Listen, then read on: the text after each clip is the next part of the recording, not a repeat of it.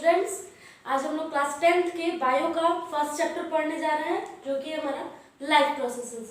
जैसा कि इस चैप्टर के नाम से ही हम लोग को पता चल रहा है कि इस चैप्टर में हम लोग क्या पढ़ने वाले हैं, तो किसी भी लिविंग ऑर्गेनिजम्स के अंदर जो भी प्रोसेसेस हो रहे हैं, जो उस लिविंग ऑर्गेनिजम्स को अलाइव रखे हैं, उस सारे प्रोसेसेस को हम लोग लाइफ प्रोसेसेस कहते हैं। लाइफ प्रोसेस में क्या क्या आ जाएगा? न्यूट्रिशन, रेस्पिरेशन, ट्रांसपोर्टेशन, एक्सक्रीशन, ये सारी चीजें हमारी लाइफ प्रोसेस में आ जाएंगी। इन सब के बारे में हम लोग नेक्स्ट सेक्शन में पढ़ने वाले हैं। अभी पहले हम लोग को ये देखना है कि कैसे हम लिविंग और नॉन लिविंग में डिफ्रेंशिएट कर पाते हैं। ठीक, तो आइए देखा जाए।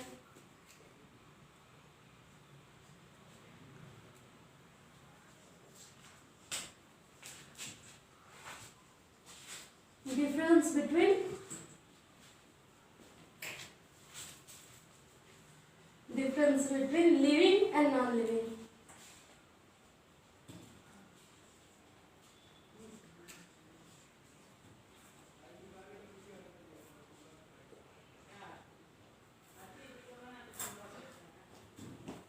हम लोग कैसे कंपेयर कर सकते हैं कि कौन सी चीजें लिविंग है और कौन सी चीजें नॉन लिविंग है।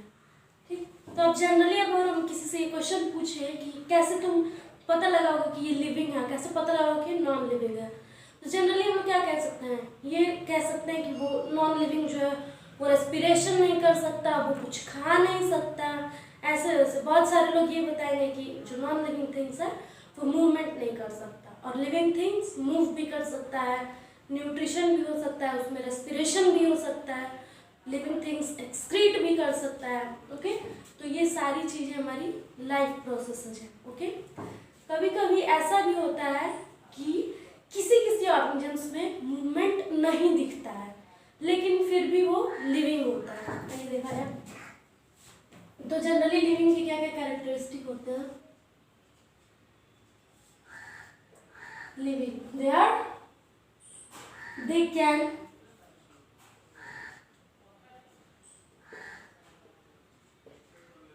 उनमें न्यूट्रिशन हो सकता है, रेस्पिरेशन हो सकता है, ठीक है ना, रेस्पिरेशन हो सकता है, ट्रांसपोर्टेशन हो सकता है,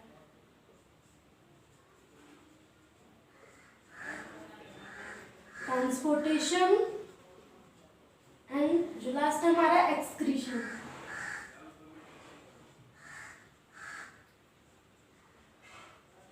ओके, तो हमारे लिविंग का ये कैरेक्टरिस्टिक है। ठीक, लिविंग जो भी ऑर्गेनिजम्स होते हैं वो उनमें न्यूट्रिशन होता है, रेस्पिरेशन होता है, ट्रांसपोर्टेशन होता है और एक्सक्रीशन होता है, और ये सारी चीजें नॉन लिविंग्स में एब्सेंट है। ओके, लिविंग का एक और कैरेक्टरिस्टिक होता है मूवमेंट। जो भी लिविंग ऑर्गेनिजम्स हैं ये मूव भी कर सकती हैं। ओके, तो अब अभी हम आप लोग को ये बताएं कि कुछ ऐसे लिविंग ऑर्गेनिजम्स होते हैं जिनमें मूवमेंट नहीं दिखता है लेकिन वो फिर भी लिविंग होते हैं। जैसे कि हम एग्जांपल ले सकते हैं वायरस का। ओके,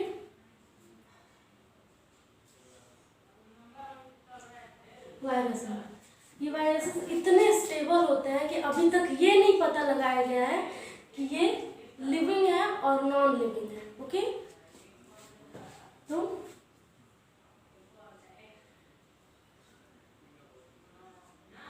जब तक ये किसी होस्ट के बॉडी में इंटर नहीं करते तब तक ये वायरस नॉन लिविंग माने जाते हैं। लेकिन ये जैसे ही अपने होस्ट के बॉडी में इंटर कर लेते हैं, जब उनको उन पे इफेक्ट डालना स्टार्ट कर देते हैं, तब ये वायरसेस लिविंग हो जाते हैं। Okay, generally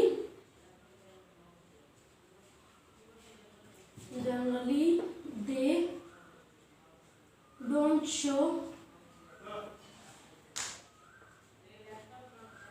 Generally, viruses don't show movement. Generally, they don't show movement, but they are categorized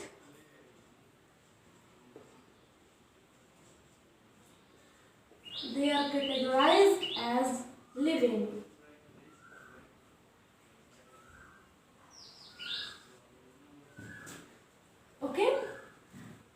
generally जो वायरसेस होते हैं वो मूवमेंट नहीं शो करते हैं, ओके, लेकिन फिर भी ये इनको लिविंग की कैटेगरी में रखा गया है। क्यों?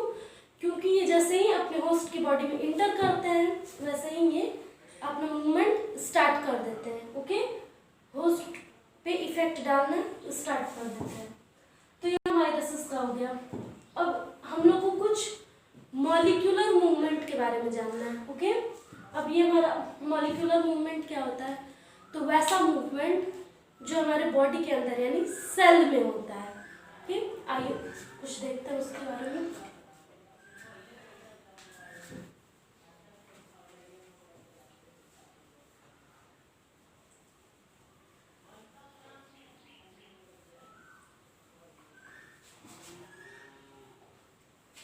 ऐसा नाम सुन के तो लग रहा है कि ये किसी मॉलिक्यूल का मूवमेंट है, तो वो हमारे लाइफ प्रोसेसेस पे कोई इफेक्ट डाल सकता है या नहीं।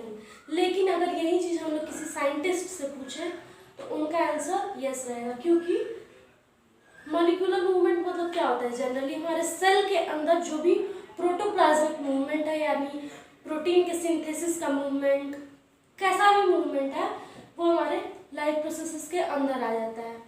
वो नहीं होगा तो हमारे बॉडी का कोई भी ऑर्गन काम नहीं करेगा, ठीक। तो अगर बॉडी का कोई ऑर्गन काम नहीं करेगा तो हम कैसे जिंदा रह सकते हैं? तो मॉलिक्यूलर मूवमेंट जो है वो हमारे लाइफ के लिए बहुत ज़्यादा इम्पोर्टेंट है। तो molecular movement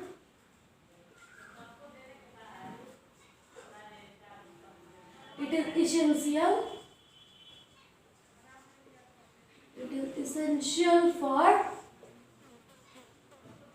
our life.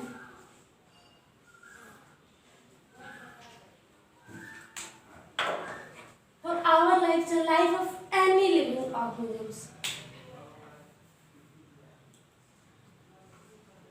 Life of any living organism.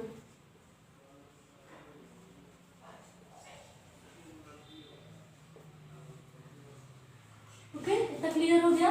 तो जो हमारा मॉलिक्यूलर मूवमेंट है वो इसेंशियल है, जितने भी लिविंग ऑर्गेनिम्स हैं सबके लिए ये बहुत ज़्यादा इसेंशियल है। इतना क्लियर हो गया। अब इसेंशियल क्यों है? तो अभी हम बताएं कि मॉलिक्यूलर मूवमेंट किसको कहते हैं। हमारे सेल के अंदर जितने भी मूवमेंट हो रहे हैं, प्रोटोप्लाज्मिक मूवमेंट, प्रोटीन का सिंथेसिस हो रहा है, तो जो मूवमेंट हो रहा है ये सारा मूवमेंट मॉलिक्यूलर मूवमेंट के अंदर आ जाएगा।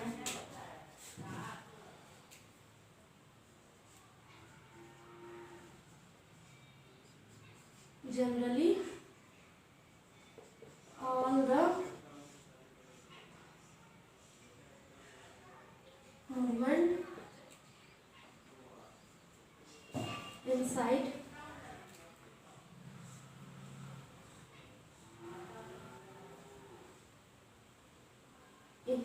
cell is known as generally all the movement inside cell is known as molecular movement.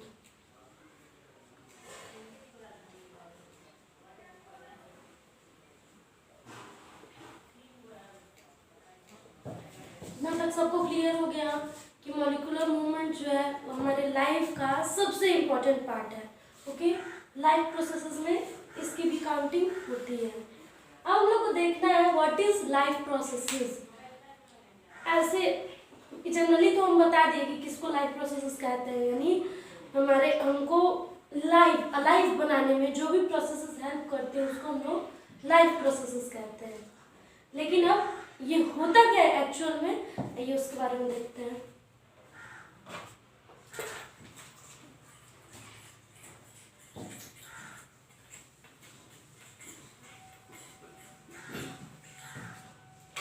ठीक, तो what is life processes?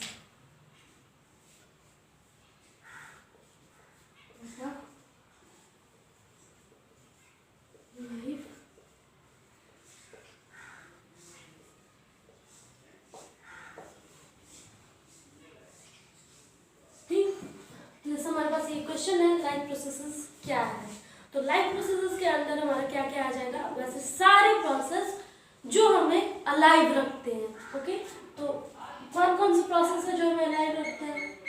First is nutrition, second है हमारा रेस्पिरेशन,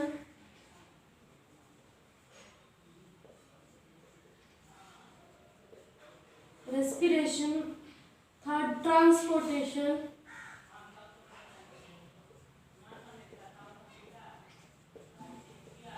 और फोर्थ है हमारा एक्सक्रीशन। ओके, ये चार हमारे मेन लाइफ प्रोसेसेस हैं। अगर ये प्रोसेस हमारी बॉडी में ना हो तो हम लोग अलाइव नहीं रह पाएंगे। ओके, रिप्रोडक्शन भी एक प्रोसेस है, लेकिन ये वैसा प्रोसेस नहीं है जिससे हमारी डेथ हो सकती है। अगर रिप्रोडक्शन ना भी हो तो भी हम लोग जिंदा रह सकते हैं। तो ये चार मेन प्रोसेसेस हैं। अब हम बारी बारी सबको एक्सप्लेन करेंगे। न्यूट्रिशन क्या होता है? हम सबको पता है कि हम जीने के लिए एनर्जी की ज़रूरत है। कुछ भी हम लिख रहे हैं इसमें भी एनर्जी की ज़रूरत है, बोल रहे हैं इसमें भी एनर्जी की ज़रूरत है। इवन जब हम लोग सोए रहते हैं तो भी हमारा एनर्जी काम करता रहता है, सोने में भी हमें एनर्जी की ज़रूरत है। तो ये एनर्जी आता कहाँ से है? ओके, जैसे हम लोग देखते हैं कि जो हमारी गाड़ी है वो पेट्रोल या डीजल से चलती है, तो हमारा बॉडी को भी तो कुछ फ्यूल चाहिए ना वर्क करने के लिए। तो हमारी बॉडी का फ्यूल क्या है? वो हमारी आउटर बॉडी से आता है, आउटर इन्वायरमेंट से हमारी बॉडी को फ्यूल मिलता है।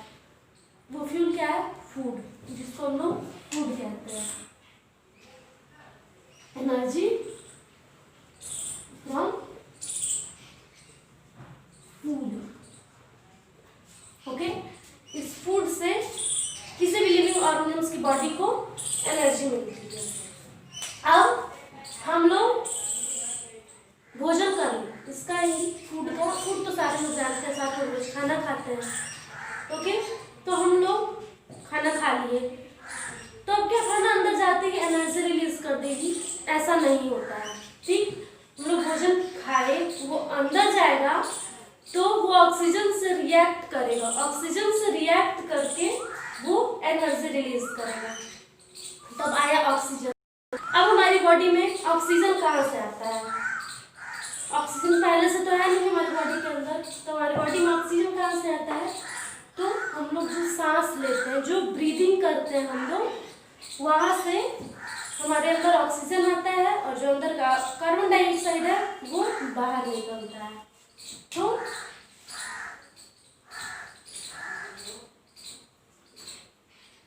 inhale O2 and exhale CO2। Respiration क्या होता है? Inhale O2 and exhale CO2। O2 को अंदर लेना और CO2 को बाहर निकालना। हम लोग जो भी फूड खाते हैं, जो भी भोजन करते हैं, वो अंदर जाके ये ब्रीदिंग वाले ऑक्सीजन, जो हम ऑक्सीजन इनहेल किए हैं, उससे रिएक्ट करता है तो हमारी एनर्जी रिलीज होती है, और रिएक्ट करने के बाद जो बाई प्रोडक्ट बचता है, यानी जो वेस्ट बचता है, वो CO2 होता है हमारा, और वो CO2 फिर हम लोग एक्सहेल कर देते हैं। रेस्पिरेशन और न्यूट्रिशन सबको क्लियर हो गया। अब हम लाते हैं थर्ड पे, ट्रांसपोर्टेशन। जनरली ट्रांसपोर्टेशन क्या होता है? ये हमारा हार्ट से रिलेटेड, ब्लड से रिलेटेड, आर्टरी, वेन, ये सारा हमारा ट्रांसपोर्टेशन के अंदर आता है। तो ट्रांसपोर्टेशन में क्या होता है? ये हमारा ट्रांसपोर्टेशन में हार्ट जो है वो एक पंपिंग ऑर्गन है। तो हमारे ब्लड में एनर्जी मिक्स होती है, जो भी हमारा न्यूट्रिशन होता है, जो भी एनर्जी होती है, वो ब्लड के थ्रू ही पूरे बॉडी पार्ट्स में जाती है। पूरे बॉडी पार्ट्स में एनर्जी का ट्रांसफर कैसे होता है? ट्रांसपोर्टेशन के थ्रू, यानी ब्लड के थ्रू। इसी ट्रांसफर को, ब्लड के पूरे सर्कुलेशन को हम लोग ट्रांसपोर्टेशन कहते हैं। तो then what is transportation? Circulation of blood in whole body. Okay, circulation of blood in whole body. अब ये ब्लड कैसा रहेगा, इसी ब्लड में हमारा एनर्जी मिक्स रहेगा, जो भी न्यूट्रिशन रहता है, जो भी विटामिन मिनरल्स जो भी है वो इस ब्लड में मिक्स रहेगा, और ये ब्लड पूरे बॉडी में सर्कुलेट करके पूरे एनर्जी को ट्रांसपोर्ट करता है। ओके, ये हमारा हो गया ट्रांसपोर्टेशन। अब लास्ट है हमारा excretion.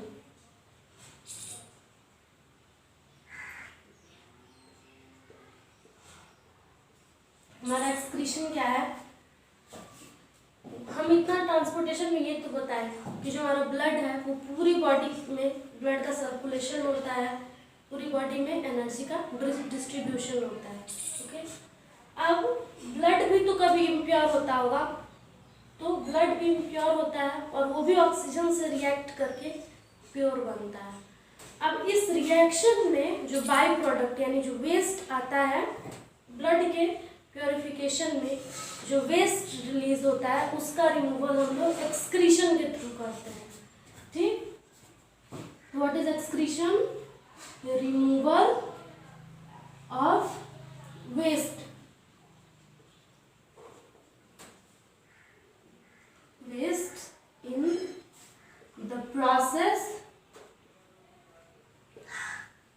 in the process of blood purification। Blood purification भी कह सकते हो और ऑक्सीजन से रिएक्शन भी कह सकते हो। किसका? ब्लड का।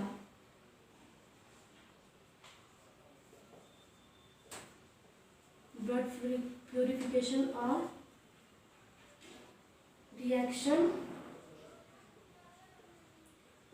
ऑफ ब्लड विथ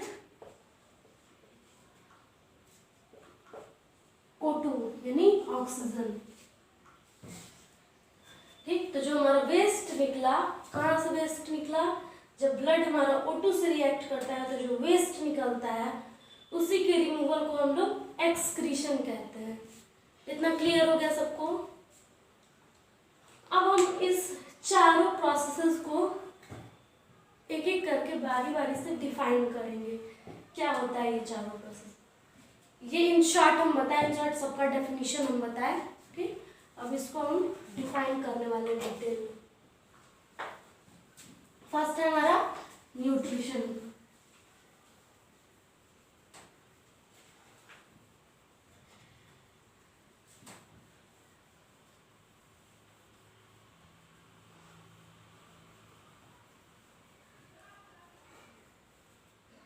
फर्स्ट आया न्यूट्रिशन।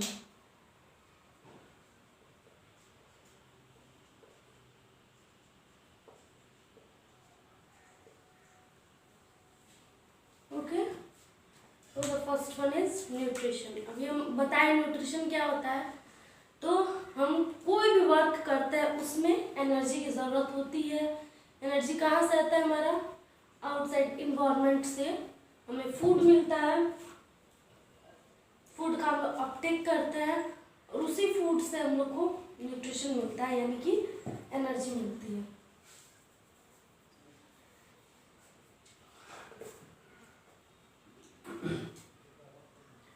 इतना क्लियर हो गया? हम डेफिनेशन बता दें न्यूट्रिशन का। Uptake of food, Uptake of food from outside the body, uptake of food from outside the body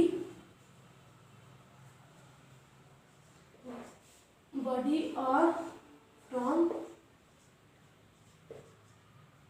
environment।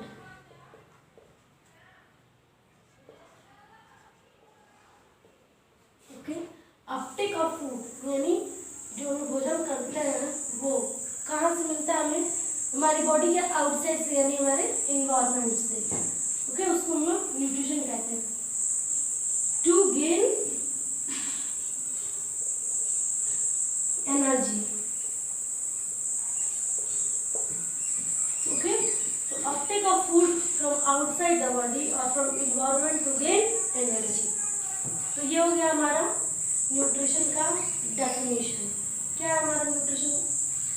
तो जो हम लोग भोजन करते हैं वो कहाँ से आता है? अपने इन्वायरमेंट से। और उसकी ज़रूरत हमें क्यों पड़ती है? तो एनर्जी गेन करने के लिए। एनर्जी हमें क्यों चाहिए? अपने कोई भी काम करने के लिए, कोई भी प्रोसेस, सोना, उठना, बैठना, खाना, चलना, दौड़ना, बोलना, पढ़ना, सारा चीज सब में एनर्जी की रिक्वायरमेंट है। इतना न्यूट्रिशन क्लियर हो गया। ठीक, अभी हम बताएं, हम लोग जनरली लिविंग ऑर्गेनिजम्स की बात कर रहे हैं। लिविंग ऑर्गेनिजम्स ही, उन्हीं में ये प्रोसेस प्रेजेंट होता है। अब नॉन लिविंग तो न्यूट्रिशन करते नहीं है। तो अब हम लोग को देखना है कि जो न्यूट्रिशन होता है वो किस टाइप के ऑर्गेनिज्म से होता है, कैसे होता है, देखते हैं। तो जनरली लिविंग ऑर्गेनिजम्स दो टाइप के होते हैं, ऑटोट्रॉफिक और heterotrophic nutrition.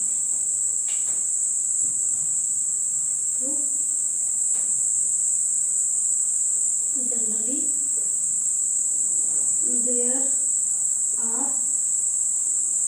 there are two types of nutrition.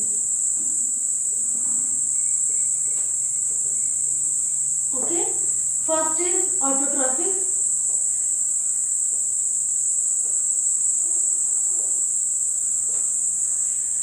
Autotrophic nutrition, and second is heterotrophic nutrition.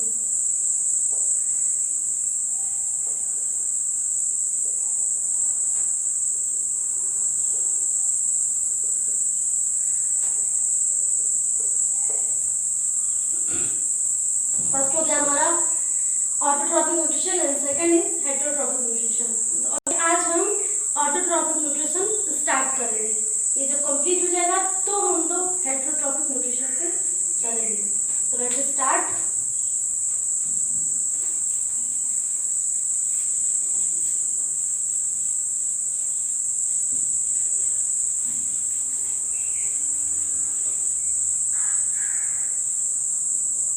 हमारा आया ऑटोट्रॉफिक न्यूट्रिशन।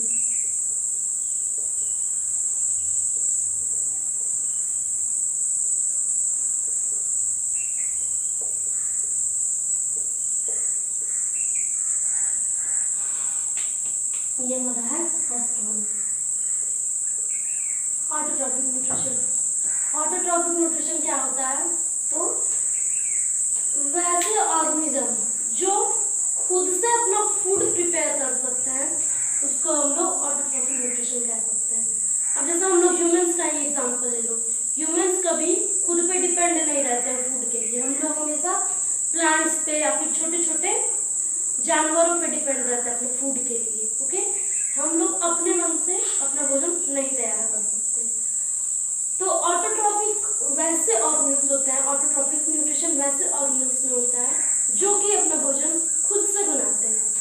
तो अब इससे हमारे दिमाग में एक ही ऑर्गेनिज्म आते हैं, वो है प्लांट्स, ग्रीन प्लांट्स। तो इस ऑटोट्रॉफिक न्यूट्रिशन में हम लोग जनरली ग्रीन प्लांट्स के बारे में पढ़ेंगे जिनमें क्लोरोफिल होता है और वो फोटोसिंथेसिस के थ्रू खुद से अपना भोजन बनाते हैं। तो autotrophic nutrition happens only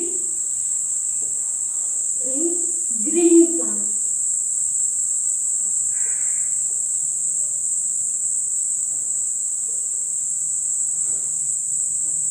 And some algae.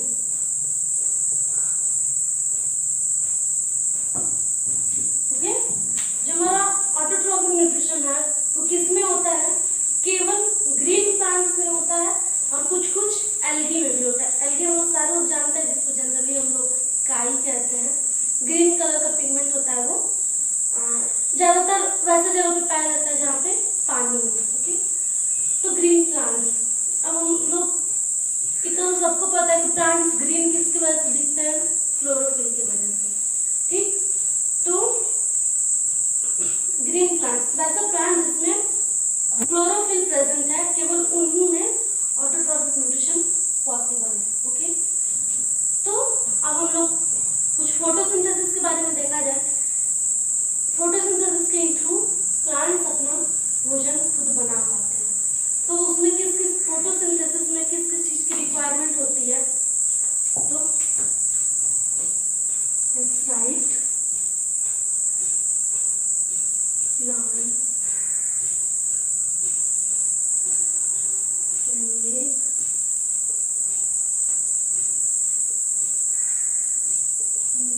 food by themselves।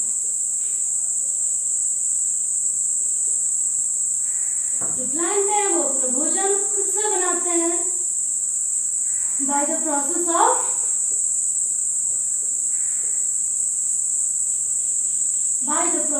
photosynthesis।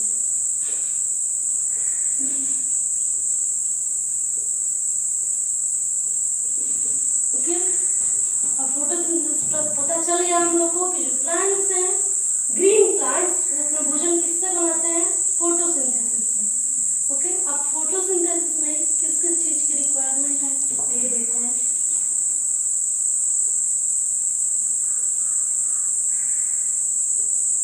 Substances required in the process of photosynthesis।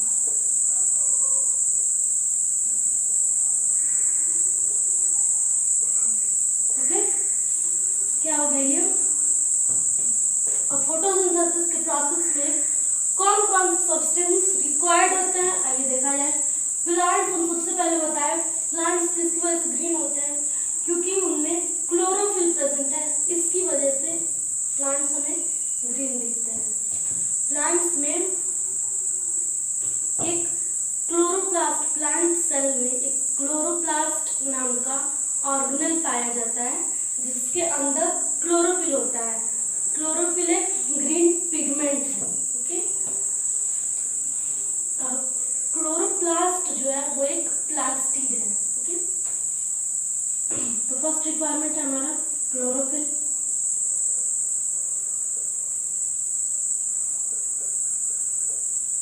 First is chlorophyll, second one ले लो सनलाइट,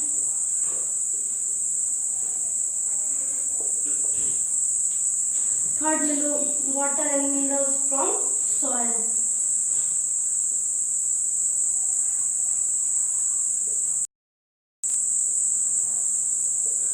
ओके, थर्ड हो गया हमारा water and minerals from soil. Fourth ले लो carbon dioxide. Okay, generally ये चार चीजें हैं जो कि फोटोसिंथेसिस के प्रोसेस को पॉसिबल बनाती हैं। जो क्लोरोफिल है वो सनलाइट कैप्चर करता है, सनलाइट को अब्सॉर्ब करता है, और जो प्लांट का रूट है, रूट टिप हमारा वाटर और मिनरल्स को अब्सॉर्ब करता है, ठीक, पुल करता है। और CO2 ये इन्वायरमेंट से, स्टोमेटा के थ्रू इन्वायरमेंट से प्लांट में आता है। अब इन चार चीजों का जब रिएक्शन होता है तो हमारा फोटोसिंथेसिस, उसी रिएक्शन को हम लोग फोटोसिंथेसिस कहते हैं। और फोटोसिंथेसिस होने के बाद जो प्लांट को फूड बनता है वो किस फॉर्म में बनता है, कार्बोहाइड्रेट के फॉर्म में। So let's write here.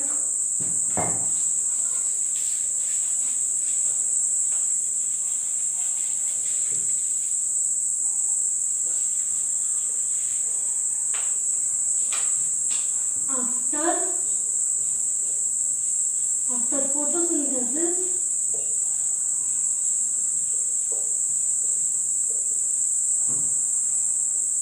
food is formed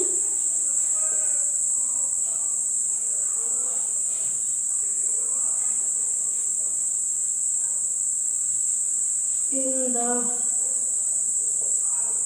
form of carbohydrate।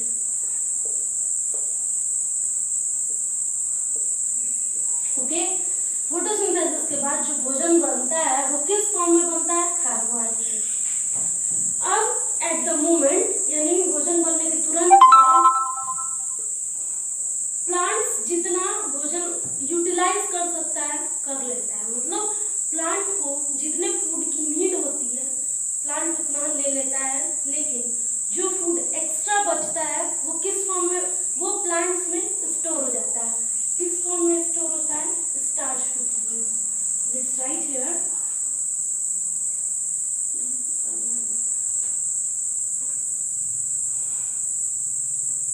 and some extra food is stored in the plant in form of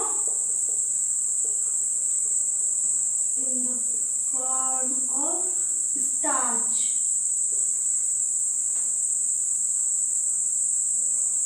इतना क्लियर हो गया?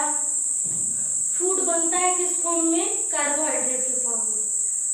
प्लांट्स जितना फूड यूटिलाइज कर सकते हैं कर लेते हैं, अब जो एक्स्ट्रा फूड बचता है वो प्लांट्स में ही स्टोर हो जाता है। किस फॉर्म में? स्टार्च के फॉर्म में। इतना क्लियर हो गया? अब हमारे बॉडी में भी ऐसा ही कुछ होता है।